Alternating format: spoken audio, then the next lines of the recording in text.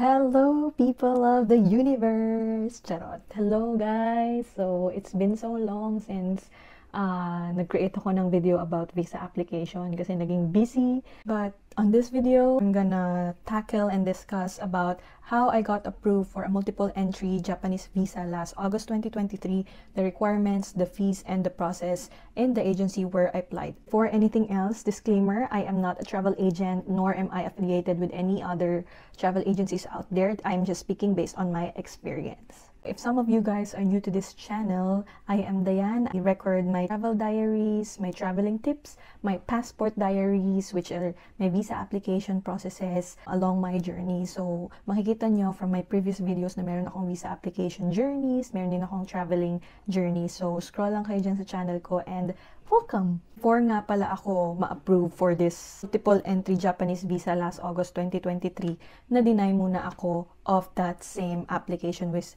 other agencies. So, if hindi nyo pa napapanood yung video wherein na-deny ako for multiple entry, I'll link it down below or here, and you can just watch it after this video or during this video, whichever you like. Pero, doon ko shinare kung ano yung mga implications or yung naging problem kung bakit ako na-deny for multiple entry last July 2023. Without further ado, let's get head into it. Sa mga mag-a-apply ng multiple entry Japanese visa, merong requirements bago kayo makapag-apply for this type of visa, which is nga yung multiple entry. Number one condition is an applicant should have traveled as temporary visitor to Japan in the last 3 years and has financial capacity.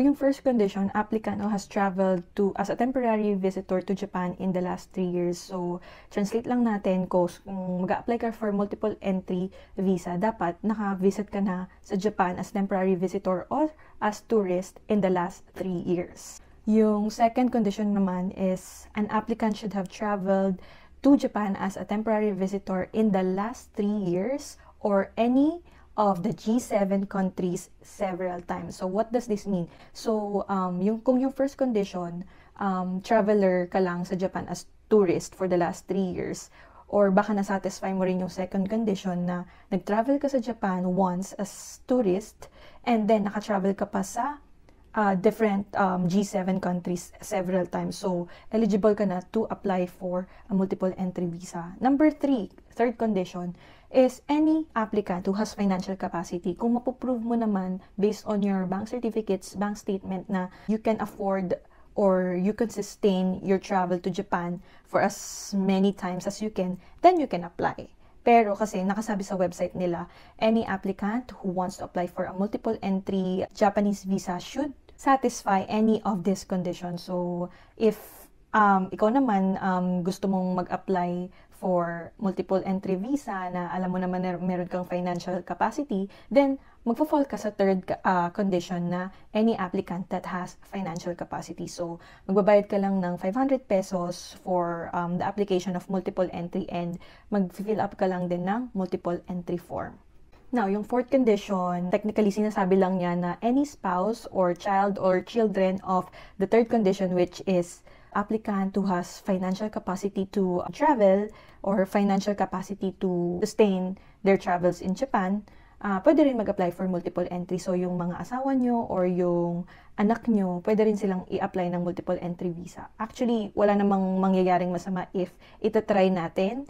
Kasi it's still on the discretion of the embassy kung bibigyan ka nila ng multiple entry or single entry or denied talaga. So, if hindi ka nila bigyan ng multiple entry, definitely single entry yon. Or if hindi talaga, like first time talaga mag-travel to Japan, I suggest talaga na single entry muna yung applyan nila. Now that we have discussed the requirements or the conditions for applicants who want to apply multiple entry visa for Japan, technically, wala naman masyadong conditions kasi nga anyone who has financial capacity can apply. Siguro, guidance na lang ng agency kung tatanggapin nila yung multiple entry application nyo based on the conditions from the website or not. Pero basically and technically, everyone can apply. Discretion naman din yon ng applicant. So, now we are gonna discuss the requirements that I submitted. So this is based purely on my experience. The requirements that I submitted to Relitours Agency in Mega Mall for my multiple entry Japanese visa. So, number 1 na sinubmit ko is passport. Make sure na yung passport nyo is 6 months valid from the date of your trip to Japan or from the date of your intended travel to Japan. So, kung magto-travel kayo ng January 2024, dapat valid siya 6 months from January 2024 para walang magiging aberya. Number 2 is a passport size photo. This one, I suggest na meron kayong extra, mga 3 or 4 kasi nung nasa Realtors ako yung experience ko, 3 lang yata yung dala kong passport size photo and yung isa nadumihan nila tapos yung isa medyo may punit. Tapos nung nadumihan ni Realtors yung picture na binigay ko, nanghingi pa sa akin sila ng isa. So isa na lang talaga yung natira sa akin. So I suggest mag-stock up kayo ng reserve para lang in case na kailanganin, may mabibigay kayo and hindi na kayo kailangan pa lumabas or magpa-picture and bumalik para lang, you know, less of a hassle. Number 3 is application form. So, very important na get used to the application form kasi bawal ang erasure, guys. I am not sure if bawal yung erasure, pero as for me lang kasi when I apply for certain visas, ayoko nang may erasures as much as possible kasi magbibigay sa akin yun ng anxiety na, baka pag na-deny ako, baka dahil kasi nagdalawang isip ako sa ganitong tanong nila sa application form, binura ko, so ganun. So, as much as possible, sana walang maging erasures dun sa application form nyo. And along with the application form, if, syempre, nag-a-apply tayo ng multiple entry Japanese visa, kailangan mo rin pumirma ng multiple entry form worth 500 pesos. Ipapakita ko na lang dito yung form na nakuha ko sa Reli, or I think, sinabmit ko yun doon sa videos ko when I got denied for the multiple entry. So, tingnan nyo na lang doon. Pero, ayun, application form and syempre the multiple entry application form as well. Yung application form pala guys, pwede nyo siyang i-handwritten. So, pagdating ko sa Realtors, binigyan agad nila ako nung pipirmahan, handwritten. So, that's why I was suggesting na sana walang erasure. Kasi, if wala pa kayo na-fill up at home, pwede naman kayo mag-fill up doon mismo sa agency or sa, in my case, doon ako nag-fill up sa Realtors sa SM Mega Mall. Next naman are my employment details such as my COE and my ITR. So, yung COE guys, kailangan merong HR number and or email address ng HR nyo. And next one is the ITR of the current year. Now, if wala namang ITR, magsasubmit lang kayo ng letter of explanation stating kung bakit wala kayong ma-provide na ITR although employed kayo or earning kayo or meron kayong masubmit na bank certificate. So, letter of explanation, just be ready if hanapan kayo ni agency. Next are the bank certificates with ADB or average daily balance on its face value. So guys, be mindful of this. This is a new condition for applying for any Japanese visa, single man or multiple. Kailangan yung bank certificate nyo may nakastate na average daily balance. Kapag walang average daily balance, yung bank certificate nyo of that specific bank, kailangan mag-submit pa kayo ng 3-month bank statement along with that bank certificate. So, be mindful of that kasi si agency medyo strict about the bank certificates. If meron naman yung bank certificate nyo na average daily balance, no need for any bank statement. So, tandaan nyo lang yon kasi doon medyo nagkagulo-gulo nung nilabas itong ruling na to last August 2023. So, bank certificate with ADB, average daily balance. If wala, kailangan mag-submit ng 3-month bank statement. Next is the itinerary. So, make sure your itinerary is well presented. So, yung sa akin, walang nakalagay na hotel address and hotel number. So, dun sa per day na nilagay ko doon sa itinerary ko, pinalagyan na lang ni agency ng hotel number, hotel address, and yung name ng travelers, which is myself lang. So, if kayo, gagawa kayo ng itinerary nyo, i-make sure nyo na lang na meron na nung name nyo, nung name ng hotel, of course, address ng hotel, and number ng hotel. So, if wala pa naman kayo nagagawang itinerary, meron naman din silang form doon sa Realtors. If sa Realtors man kayo pupunta, meron silang form doon na pwede nyong fill outan. So, nakalagay lang doon yung date, yung hotel, and yung specific activities nyo on those dates. So, and also meron sa taas nila, meron din yung, syempre, yung name ng mga travelers. That's it guys, yun yung mga sinabit kong requirements for a multiple entry Japanese visa last August 2023. I'll list it down here again. And simple lang siya, pero we'll talk more about supplemental papers for other applicants later on May kukunin lang ako sa baba. Now, sa mga sponsored applicants naman who wants to apply for a multiple entry Japanese visa, I've said this one before dito sa previous video ko na na-deny nga ako, pero I'll tell it one more again. So, ang isasubmit nyo lang, basically, is yung mga papers ng sponsor nyo. So, kung asawa kayo or sabihin natin anak kayo, and then ang sponsor nyo ay yung parents nyo or one of your parents, let's say your mom. Kung ang sponsor nyo ay yung mom nyo, so ang isasubmit nyong papers ay papers ng mom mo. So, yung COE ng mom mo, ITR ng mami mo, bank certificate ng mami mo, bank statement if walang ADB yung bank certificate niya. Basically, all the requirements or papers that I submitted as an applicant, isasubmit yon ng sponsor mo, plus a sponsorship letter, of course. So, syempre, kung i-sponsoran ka, dapat may letter of explanation or sponsorship letter na inaako niya yung responsibilidad or yung expenses mo, all your living expenses, your food, your travel expenses in Japan, should be stated in that sponsorship letter. And if first-time applicant yung sponsored applicant, kapag anak ka, kailangan mo ng birth certificate issued within 1 year. So, kung mag-a-apply ka ng December 2023, kailangan na-issue yung PSA mo in the year of 2023. So, last time, nung share ko lang, no, nung first time ko mag-apply for a single entry visa kay Rally Tours din, kasi loyal ako kay Rally Tours. Rally Tours, baka naman.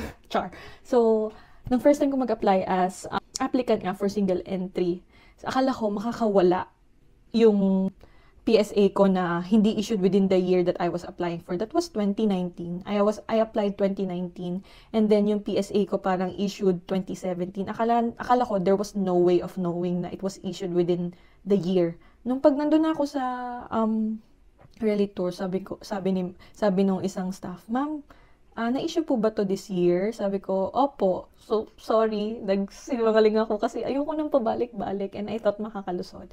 Sabi sa akin ng staff, "Ma'am, hindi naman eh. Tingnan mo, meron po kaming way of knowing. Nasa pinakababa ng PSA nyo yung month and year kung kailan siya na-issue." So, nakita na February 2017 pa na-issue. So, oh my God, nanliit ako kasi sabi ko this year. Sabi ko, "Ay, ganun ba? Sorry." So, sabi niya, "Ma'am, so hindi namin ito matatanggap kasi yun nga po, kailangan yung PSA ay issued within the year of your application." So, kung mag-a-apply kayo ng January 2024, February 2024 onwards, within the year of 2024, mag-request na kayo ng PSA nyo issued within the year of 2024. This is for the first-time applicants ha. Pero kung na-issuehan na kayo ng visa, ng single entry visa of Japan previously, hindi nyo na kailangan magpasa pa ng PSA certificate. For married couples naman, kung ang sponsored nyo or ang applicant ay married, kailangan nyo rin mag-submit ng marriage certificate issued within 1 year na naman. So, they have ways of knowing if you're telling the truth na na-issue yun within 1 year. So, if hindi kayo sure na na-issue yun within 1 year, better get kumuha na lang kayo sa PSA on the year that you're targeting to apply for this visa. Now, babasahin ko lang ng mabilis. Merong additional requirements dito sa website. Ililink ko na lang din yung website na to down below, or ito, i-summarize ko din additional requirements dito if may mga ganitong cases. So, additional requirements. If the certificate is unreadable, submit the certificate issued by local civil registrar, or if the birth certificate is late registration, so sa mga late registration dyan, submit baptismal certificate and school record DepEd form 137. And if there is no record of PSA, submit the certificate issued by local civil registrar and negative certificate issued by PSA. So, ito lang lahat ng sinabi ko. Tag ko na rin down below tong website na to para if ever man tingnan nyo, meron na rin kayong guide for the conditions on how to apply for multiple entry visa and yung mga requirements on top of those that I discussed. Now, let me try to explain the process that I went through doon sa loob ng Rally Tours Mega Mall and the timeline. So, pagkapunta ko doon, mga 2 p.m., I think ang Rally Tours nag-accept lang sila until 5 p.m. Pag dumating ka doon ng after 5 p.m., I think cut off na nila. So, better yet, pumunta na lang kayo ng maaga. Pero ako, in my experience, pumunta ako doon ng 2 p.m. And then, pila ako doon so pagpasok nyo, sa right side nyo, meron dong staff. Nandun yung mga application form, yung itinerary form, kung wala ka pang nafi-fill upan, hingi ka lang sa kanila. Or kung meron ka na nun, kung meron ka ng application form or itinerary form, ipapacheck mo na lang sa kanila yung finil upan mo. Sasabihin nila sa'yo kung may kulang pa or may dapat kang baguhin or kung pwede ka na bang mag-apply. Bakit ko sinabing kung pwede ka na bang mag-apply? Kasi kung mag-a-apply ka ng single entry, kailangan mag-apply ka within 3 months before your travel. Hindi ka pwedeng mag-apply ng 4 months or 5 months before your travel. Why? Yun nga, kasi nga, if ever man magrantan ka ng single entry, mind you guys, 90 days lang ang validity ng single entry. So, imagine nyo na lang, kagaya na nung nangyari sa akin. Ang travel ko ay September 2023. Nag-apply ako ng June, which is 4 months before my intended travel. So, kung magrantan ako ng single entry, August pa lang, expired na yung visa ko, hindi pa ako nakakaalis. So, yun yung reason ng agency kung bakit hindi sila tumatanggap ng 4 months or earlier before the intended travel date. So, make sure na lang guys, na gano'n na lang. Para hindi na rin sayang yung application form yun, 900 pesos din yun for single entry. Ayun, ang nangyari sa akin, na-issuehan nga ako ng single entry, na dinay ako ng multiple entry, diba? Pero na-issuehan ako ng single entry, and kinailangan kong, or hindi naman kailangan gamitin. Pero, I opted to use it kaya meron tayong Nagoya vlog, ito, Nagoya vlog, I'll link it here. Kaya meron tayong Nagoya vlog, kasi I opted to use it rather than not to use it and having to explain again sa Japanese embassy kung bakit ako meron unused visa tapos mag-a-apply ako ng multiple entry visa, 'di ba? So it doesn't make sense. So just to be on the safer side, mag-apply na lang tayo ng 3 months before our intended travel date. So very honest lang din naman yung Rally Tour staff na, ma'am, hindi po kayo pwedeng mag-apply kasi within 3 months from the intended travel date pa lang po yung ina-accept namin. So makinig na lang din tayo sa staff. So, once cleared na kayo doon sa right area ng Rally Tours, bibigyan na nila kayo ng queue number, and then tatawagan na yung queue number nyo. Pag tinawag yun, punta kayo sa window ng nagtawag. And then, ang gagawin ng window na yun, i-scan lang yung documents na pinasa nyo kung may kulang ba, or mayroon kayong hindi na fill upan na hindi na sabi nung nasa first step, kailangan yung baguhin, or kailangan yung dagdagan. So, yun yung, yun yung job nila. Kailangan nilang i-double scan or i-double check yung mga requirements na pinasa nyo. And after that, kapag cleared na kayo, kapag okay na, tinanggap na nila, magbabayad na kayo. So, the fee is 950 for single entry plus 500 pesos for the multi-entry form. After nyo magbayad, issuehan kayo ng resibo and yung claiming stub, wag nyo iwawala please yung claiming stub nyo kasi pag nawala yon, meron pang requirement of special power of attorney para lang kuha nyo yung passport nyo. So, make sure picturean nyo or any way that you can secure na hindi yun mawawala, itago nyo. Okay na kayo after that. Tatawagan na lang kayo ni Rally Tours or iti-text kapag for collection na yung passport nyo. So, timeline. Nag-apply ako ng August 1, and then, hindi ko alam kung anong nangyari sa akin. Tinanong ko before ako umalis sa Rally Tours kung ilang days ba yung turnaround time for me to get my passport. Kasi, previously nga, loyal ako sa Rally Tours, di ba? In my experience, 3 to 4 days lang meron na yan. So, August 1 yun. So, tinansya ko, mga August 6, 7, release na yan. So, parang okay lang. Pero, bago ko umalis, sabi ni Rally Tour staff, 7 to 10 days po. So, parang nablock ako. Okay, sige. 7 to 10 days. So, pinasa ko and then umuwi ako. And then, pagka-uwi ko, na-realize ko, meron akong travel ng August 10. So, kung totoo yung sinabi ni Rally Tours na 7 to 10 days yung turnaround time ng passport para ma-release back to me, shit, wala akong passport, magta-travel ako outside of the country. So, wala akong passport. So, syempre, I thought long and hard if ipo-pull out ko ba yung application ko or not. And kinabukasan, August 2, kasi bayad na lahat yung trip na yun na August 10 eh. So, I decided na i-pull out na lang. But, before I went to Rally Tours, tumawag muna ako. So, sabi ko, pwede ba, andyan pa ba yung passport ko? Kasi sinabi nila ng August 1 na ipapasa yon morning after my application. So, luckily, pagkatawag ko, andun pa yung passport ko. Sabi ko, please, hold it po. Huwag niyo po ipasa sa embassy. Ipo-pull out ko po yung application ngayon. Ngayon, May chance pa po ba na ma-refund ko yung application ko and yung multiple entry fee?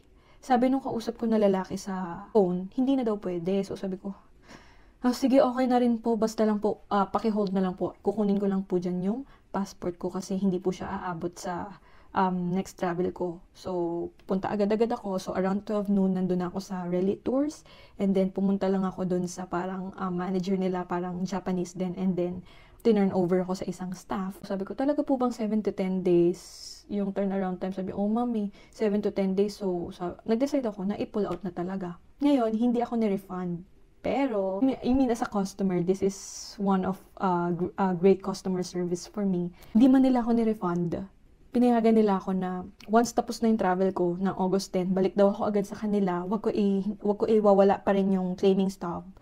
Ipasa ko lang ulit yung requirements ko and then okay na yun, wala na akong babayaran. So, parang hinode lang muna nila saglit yung payment ko. Hindi nila ni-refund, hinode lang muna nila saglit.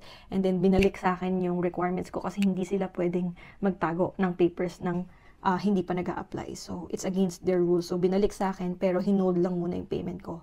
So, yun. I was so happy going out of Relitors kasi akala ko wasted na yung parang 1,500 pesos. Syempre, that's still money, diba? Pero, yun, great customer service. And guys, yun pala ha, kapag hindi kayo na-approve for multiple entry, refundable yung 550 pesos or 500 pesos. So, hindi ko alam yon kasi yung na-deny ako kay Attic Tours, hindi nila ako ni-refund nung 550 pesos or 500 pesos. So, I'm so glad na with Relitors, they're so honest with their customers. Not to badmouth Attic Tours ha, kasi baka meron talagang pinirmahan ako doon na non-refundable talaga. Pero si Relitors kasi kapag hindi ka na-approve for multiple entry and single entry lang yung nag-grant sa'yo, ibabalik nila yung 500 pesos kapag hindi ka nag-grantan ng multiple entry. Which is nice, diba? Ayun, that's it guys. Yun lang ang mga na-experience ko when I applied for this multiple entry Japanese visa. Sobrang smooth with Relly and sobrang ganda ng customer service support nila. And if you haven't watched my TikTok asking if totoo ba na 7 to 10 days yung turnaround time for processing ng visa, nandito, I'll link it here and down below as well. Kasi may nakikita ako na meron daw sa Dusit D2 or Dusit Tani ba yun na branch na Relitors, parang umaabot yata ng 1 month na wala pa rin silang passport. So, if you would like to know the experiences of those persons na release yung passport nila ng more than 1 month with this branch of agency, you can engage with them on that video. So, ayun na. Sobrang dami ko nang na-share and I hope this experience will help you somehow on your future visa application. I'll see you guys in the next video. So, if you guys have questions, clarifications, negative reactions, comment nyo lang yan dyan and I'll try my best to answer as far as my knowledge can reach. Ano daw? Sige na. Bye!